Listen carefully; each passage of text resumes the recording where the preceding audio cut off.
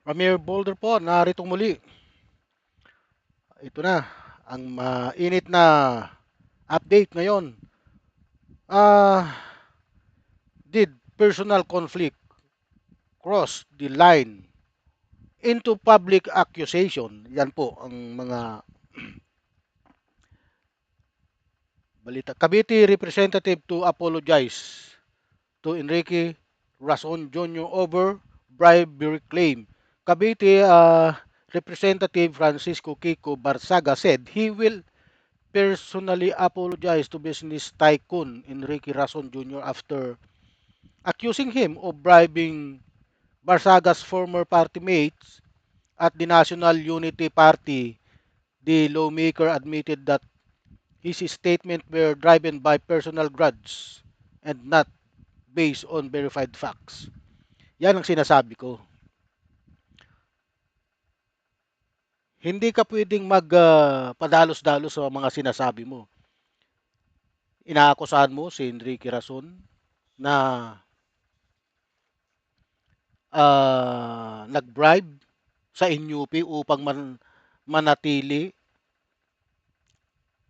na speaker si Martin Romualdez. Hindi lang ito ang demandang na naabot mo ngayon. Napakarami. Dinimanda ka rin ng NUP sa pangunguna ni Representative Puno. Oh, eto na.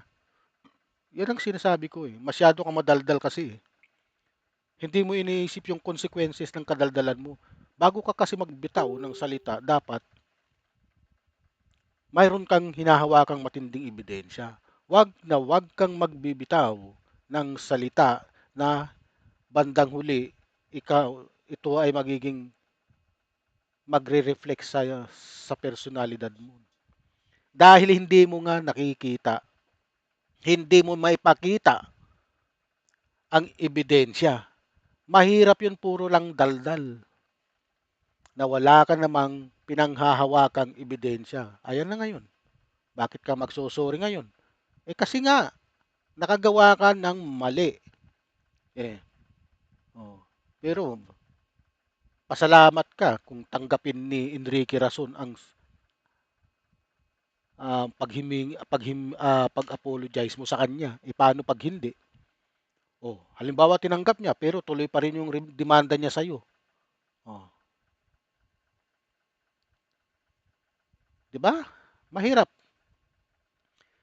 This seems like metamorphical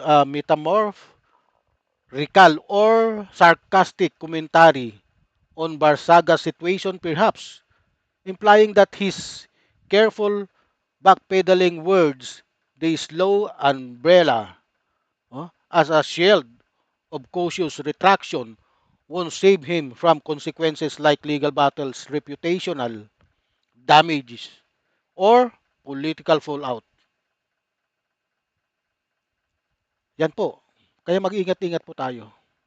Ano? Yan po ay advice na dapat pinag-iisipan natin mabuti ang ating ginagawa. Baka ito na ang maging